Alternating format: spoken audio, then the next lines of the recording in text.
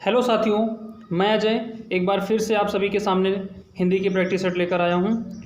और कैसे हैं आप सभी? आशा करता हूं कि बहुत अच्छे होंगे आप लोग। साथियों, आज का भी प्रैक्टिस सेट 25 क्वेश्चनों का है, बहुत ही अच्छा है। सब लोग करिएगा, बहुत मज़ा आने वाला है। ठीक है, तो चलिए शुरुआत करते हैं अपने पहले प्रश्न से। साथियों, पहला प्रश्न दिया हुआ है, बिन घनश्याम धाम ब्रजमंडल में उधव नित बसती बहार बरसा की है। इस पंक्ति में प्रयुक्त अलंकार है। बताइएगा साथियों, कौन सा अलंकार होगा? रूपक अलंकार होगा, श्लेष अलंकार होगा, यमक अलंकार होगा या फिर उपमा अलंकार होगा। बिन घनश्याम धाम ब्रजमंडल में उधव नित बसत बहार बरसा की। तो आइए साथियों, हम बताते हैं आपको।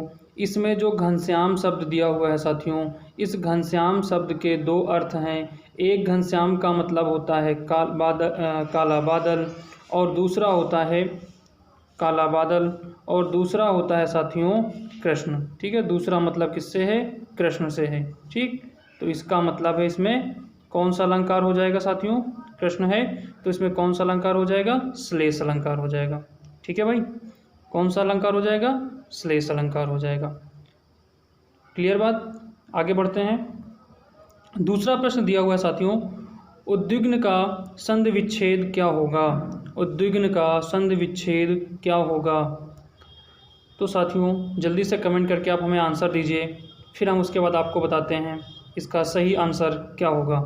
ठीक है भाई, फटाफट करिए इसका आंसर, हमें जल्दी से कमेंट करिएगा। चलिए हम आपको बताते हैं साथियों, उद्विग्न का संधि विच्छेद तीसरा ऑप्शन सही होगा।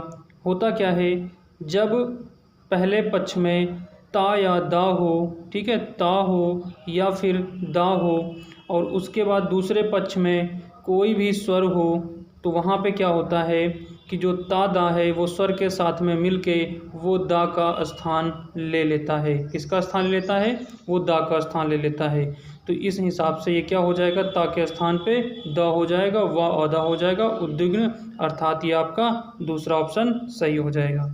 ठीक है साथियों, आगे बढ़ें। चलिए अगले प्रश्न पे चलते हैं। अगला प्रश्न दिया हुआ है, आयुष्मान का स्त्रीलिंग क्या होगा? ये तो सबको पता होगा, ये आया हुआ क्वेश्चन है, यूपी टेट में आया हुआ है। वेरी गुड, बहुत अच्छा, गुड।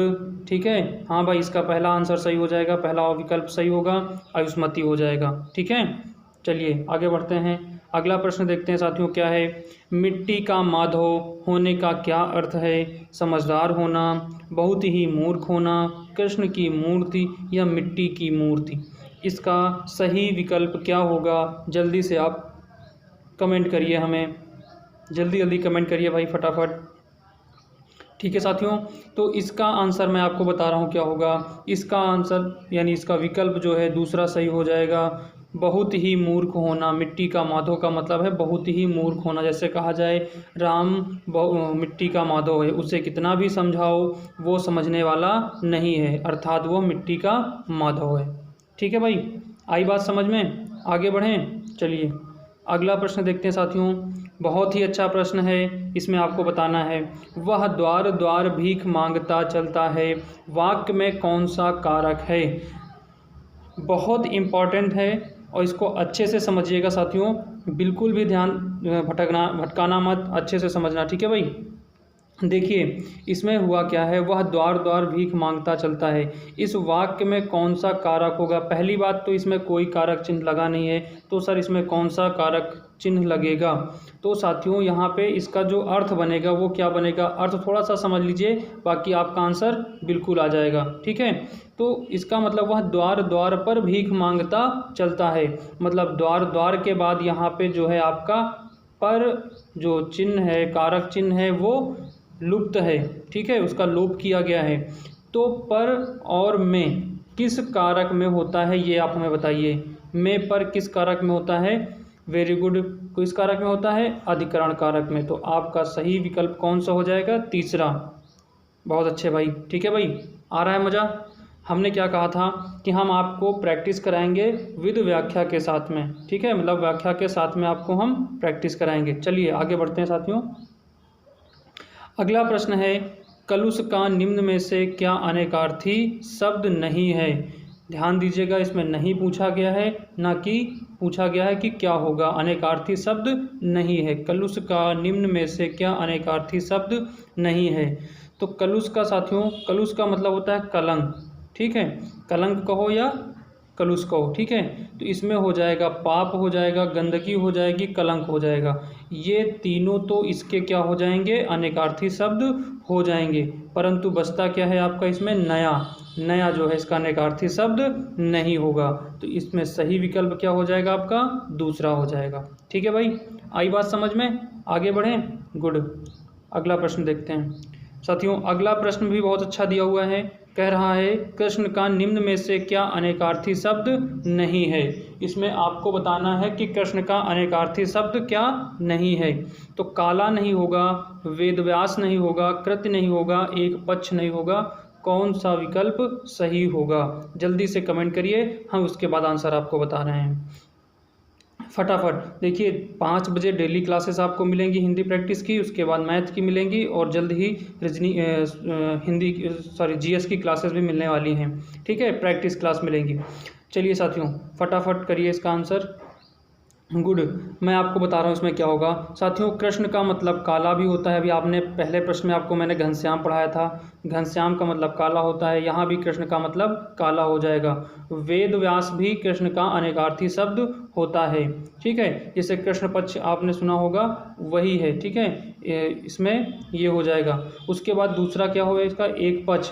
एक पक्ष क्या है, एक जो है महीने का एक पक्ष हो, जैसे कृष्ण पक्ष, शुक्ल पक्ष इसे कहते हैं ना, ये महीने में एक पक्ष कृष्ण पक्ष होते हैं ना, वही है। तो ये भी आपका किसमें हो जाएगा, कृष्ण का अनेकार्थी शब्द हो जाएगा। बचता क्या है साथियों इसमें, आपका कृति बचता है, ठीक है, कृति कृष्ण का अनेकार्थी शब्द नहीं है। तो इसमें राइट आंसर क्या हो जाएगा, कृति हो जाएगा, ठीक, कृति इसका राइट आंसर हो जाएगा। ठीक है, आगे बढ़ें। अगला प्रश्न दिया हुआ साथियों, आधी रात का समय, इसको इस वाक्य को एक शब्द में हम क्या कहेंगे, ये आपको बताना है। जो आधी रात का समय होता है उसके लिए एक शब्द क्या हम प्रयोग करते हैं, सरवरी, विभावरी, निशा या निशीथ, क्या होगा इन 4 विकल्प में से? तो साथियों आप लोग कमेंट करिए फटाफट, उसके बाद हम आंसर देंगे आपको, ठीक है। सभी के कमेंट का हम जवाब देते रहेंगे, ठीक है। वेरी गुड, आई बात समझ में? हाँ, ये भाई सही है, सही है, ठीक है। निशीथ होगा इसका, क्या है, आधी रात को क्या कहते हैं, निशीथ कहते हैं, ठीक है, निशीथ कहते हैं। सरबरी, विभावरी और निशा, ये रात की क्या है, पर्यायवाची हैं, ये रात की पर्यायवाची हैं, ठीक, ये सभी रात की पर्यायवाची हैं, ये तीनों क्या है, रात की पर्यायवाची हैं, ठीक। आई बात समझ में, कोई दिक्कत? आगे बढ़ें। निशीथ इसका सही आंसर हो जाएगा, ठीक है साथियों, निशीथ इसका सही आंसर हो जाएगा। चलिए आगे बढ़ते हैं। अगला प्रश्न दिया हुआ है, खाद्य सामग्री जो यात्रा के समय रास्ते में उपभोग के लिए दी जाती है उसे क्या कहते हैं? एक वाक्य में, एक शब्द में क्या कहते हैं, ये आपको बताना है, ठीक है। तो चलिए भाई इसका कमेंट करिए फटाफट आंसर। Very good. नहीं भाई, स्वल्पाहार नहीं होगा, स्वल्पाहार नहीं होगा, ठीक है। पथ्य हमने पीछे का दृश्य बताया था, ठीक है। इसका जो सही विकल्प होगा वो होगा पथे, ठीक है, क्या होगा, पथे होगा। पथे जो रास्ते में खाने के लिए सामग्री दी जाती है उसको पथे कहते हैं। स्वल्पाहार का मतलब तो स्वयं और अल्प आहार, स्वयं के लिए लेकिन अल्प आहार, थोड़ा सा आहार, ठीक। तो इसका सही आंसर हो जाएगा पथे। गुड, आगे बढ़ते हैं। अगला प्रश्न दिया हुआ है साथियों, आविर्भाव का विलोम क्या होगा? आविर्भाव का विलोम क्या होगा? तो साथियों इसका विलोम होगा तिरोभाव। क्या होगा? तिरोभाव। तो आपका सही विकल्प कौन सा हो जाएगा? आपका डी, ठीक है। आगे बढ़ें। अगला है साथियों, तद्भव शब्द निष्कृष्ट कीजिए। इसमें आपको तद्भव शब्द छांटना है। तद्भव के लिए हमने क्या बताया है? ऐसा इन चारों विकल्प में वो शब्द ढूंढिए जो आपको सरल नज़र आता हो। कौन सा? सरल नज़र आ रहा हो। जो शब्द सरल बोलने में, सरल समझ में आ रहा है, वही इसका आंसर होगा, ठीक है भाई। तो इसमें जो ऑप्शन होगा साथियों, सही विकल्प होगा वो होगा आधा। आधा जो है तद्भव शब्द है और इसका तत्सम शब्द होता है अर्ध। क्या होता है? अर्ध होता है। आई बात समझ में? इसका जो तत्सम शब्द रूप होता है वो अर्ध होता है। कूप साथियों ये तत्सम रूप है और इसका होता है कुआं। तद्भव होता है कुआं, क्या होता है? कुआं। इसका तद्भव रूप होता है कुआं। ठीक है भाई, आई बात समझ में? तो इसका विकल्प सही हो जाएगा पहला। आगे बढ़ते हैं। अगला प्रश्न दिया हुआ है दीर्घ का तत्सम रूप होगा। दीर्घ का तत्सम रूप होगा। तो साथियों दीर्घ का मतलब होता है दृष्टि। दीर्घ का मतलब होता है दृष्टि। ठीक, इसका चौथा विकल्प सही हो जाएगा। आगे बढ़ते हैं। अगला दिया हुआ है दीर्घ का शब्द तत्सम शब्द रूप बताइए क्या होगा। दीर्घ का कहते हैं बहुत ढीठ है, ये लड़का बहुत ढीठ है, इसको कितना भी समझाओ ये मानने वाला नहीं है, ऐसा कहते हैं ना, आपने सुना होगा। तो उसी प्रकार आपको बताना ढीठ का तत्सम रूप क्या है। ये तो ढीठ हो गया, तो ढीठ का तत्सम, ये ढीठ आपका तद्भव रूप है, तो इसका तत्सम रूप क्या होगा? तो साथियों इसका होगा धृष्ट। क्या होगा? धृष्ट, यानी इसका चौथा विकल्प सही होगा। आई बात समझ में? आगे बढ़ें। अगला है प्राची का पर्यायवाची शब्द क्या होगा। प्राची का पर्यायवाची शब्द क्या होगा? तो साथियों प्राची का पर्यायवाची शब्द पूर्व हो जाएगा। क्या हो जाएगा? पूर्व हो जाएगा। प्राचीन जो है, प्राचीन का पर्यायवाची पुराना है। ठीक है, पुराना की पर्यायवाची प्राचीन है। प्रकृति जो है, ये प्रकृति का एक रूप लिखा हुआ है, प्रकृति, जो शब्द आपने पढ़ा होगा प्रकृति। ठीक है, प्रकृति का ही दूसरा रूप प्रकृति लिखा जाता है। उसी प्रकार प्रज्ञा, प्रज्ञा किसकी पर्यायवाची है साथियों? ये सरस्वती की है। किसकी है? सरस्वती की। ठीक है, तो जो चीज़ें नहीं मिले उनको आप लोग नोट करते चलिए। ये सरस्वती की पर्यायवाची है कौन? प्रज्ञा। ठीक है, और सही विकल्प आपका क्या हो जाएगा? तीसरा विकल्प हो जाएगा। आई बात समझ में? आगे बढ़ें। गुड साथियों, बस आप मेहनत करते रहिए, वीडियो अंत तक देखिएगा, सारे प्रश्न करिएगा। एक प्रैक्टिस की क्लास तो है, कौन सा आपको बहुत बोरियत महसूस होने वाली है, बस प्रैक्टिस करते रहिए आप लोग। ठीक है, अगला प्रश्न है बिजली शब्द का पर्यायवाची नहीं है। पिछली बार पूछा गया था उसका पर्यायवाची होगा, और इसमें पूछा गया है कि इसकी पर्यायवाची नहीं है। तो कौन सा नहीं है ये आपको बताना है। विटुंडा नहीं है, दामिनी नहीं है, चंचला नहीं है, तड़ित नहीं है। तो साथियों जल्दी से कमेंट करिए हमें, हम इसका आंसर आपको बता रहे हैं। ठीक है, तो इसमें क्या हो जाएगा? पहला विकल्प सही हो जाएगा, विटुंडा नहीं है। विटुंडा बिजली की पर्यायवाची नहीं है। तो साथियों विटुंडा फिर किसकी पर्यायवाची हो जाएगी?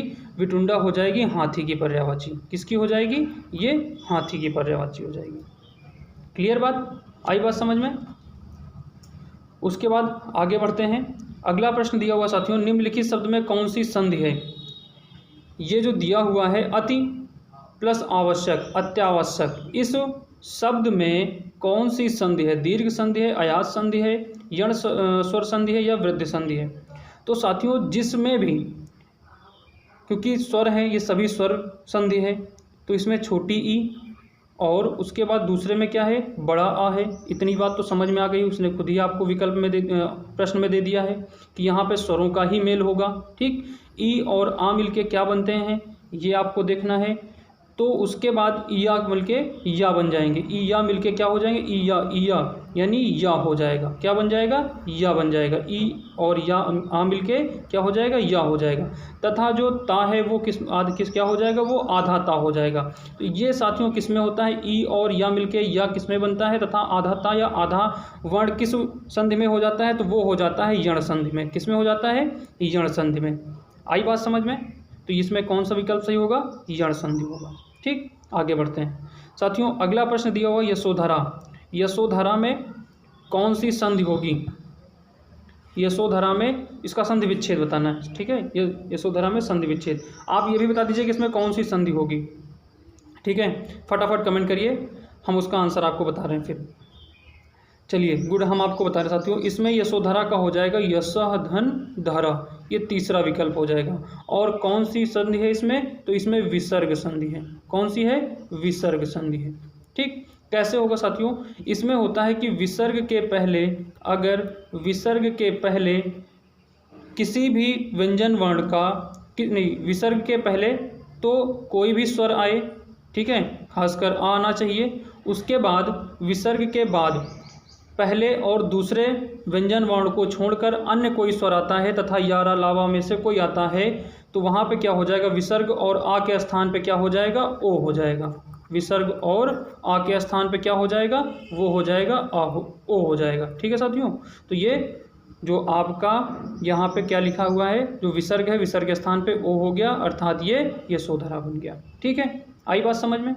चलिए देखिए, एक एक चीज़ बिल्कुल व्याख्यात्मक तरीके से हम बता रहे हैं, आप समझने का बस प्रयास करिए। ठीक है साथियों, चलिए आगे बढ़ते हैं। अगला है प्रतिमान। प्रतिमान में आपको समास बताना है, कौन सा समास होगा। प्रतिमान, प्रतिमान, प्रतिमान में कौन सा समास होगा। तो साथियों इसका जो आंसर होगा वो अव्ययी भाव होगा, क्योंकि प्रति, भार, ठीक, ये सब किस में होते हैं आपके, भार, भर नहीं सॉरी भर, ठीक है, भर आदि तरीके के जो भी होते हैं ये सब किस में होते हैं, अव्ययी भाव में। अव्ययी भाव में क्या होता है कि इसमें पहला पद प्रधान होता है तथा इसमें उपसर्ग या प्रत्यय लग के भी बनते हैं, उन्हें क्या कहते हैं, अव्ययी भाव समास कहते हैं। ठीक है भाई, आई बात समझ में। तो इसका विकल्प क्या हो जाएगा, दूसरा। चलिए आगे बढ़ते हैं। अगला प्रश्न दिया हुआ साथियों, अनपढ़ पद में कौन सा समास है। अनपढ़ में कौन सा समास है ये आपको बताना है। द्वंद्व समास होगा, द्विगु होगा, तत्पुरुष होगा, कर्मधारय समास होगा। तो फटाफट बताइए कौन सा समास होगा साथियों। इसमें होगा तत्पुरुष समास।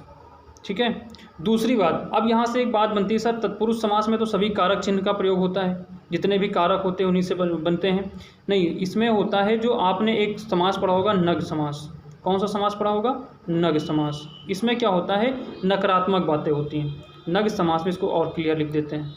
नग समास में साथियों क्या होता है, नकारात्मक चीज़ें होती हैं, जैसे ना जन्मा, ना पढ़ा, अनपढ़, यानी जो ना पढ़ा लिखा हो, ना जन्मा हो, ना मर हो, ना मरने वाला हो, उन सब चीज़ों को क्या कहते हैं, नग समास में, वो आते हैं नग समास में। तो ये नग तत्पुरुष समास में। ठीक, तो ये तत्पुरुष का ही भाग है, इसलिए तत्पुरुष समास हो जाएगा। आगे बढ़ें। अगला प्रश्न दिया हुआ साथियों, रे नृप बालक काल बस बोलत तो ही संहार धनु समतिपुरारि धनु विदित सकल संसार। उपर्युक्त में कौन सा रस दिया हुआ है, वीर, करुण, हास्य या रौद्र रस। तो साथियों इसका हम आपको एक बार जरा प्रसंग बता देते हैं क्या होगा।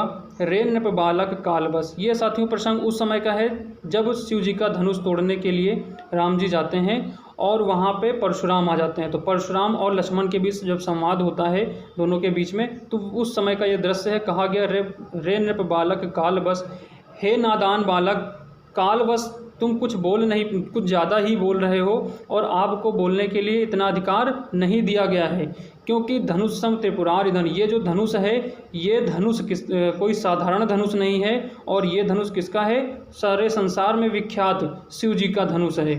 तो आपको ऐसा बोलने का अधिकार नहीं है इसके बारे में। ठीक है, तो इस समय लक्ष्मण और परशुराम के बीच में जो संवाद हो रहा होता है वो रौद्र रस का संवाद हो रहा होता है, यानी क्रोधवश संवाद हो रहा होता है। तो ये कौन सा इसमें आंसर हो जाएगा साथियों, रौद्र रस का। ठीक है, आई बात समझ में। अगला प्रश्न दिया हुआ है साथियों, असंगत की पहचान करें। इसमें दिया हुआ है जैसे श्रृंगार रस का रीति होगा, करुण का शोक होगा, वीर का उत्साह होगा, रौद्र का क्रोध होगा, में से क्या होगा, किसका संगत है किसका असंगत है ये आपको बताना है। तो साथियों इसमें सही विकल्प होगा पहला।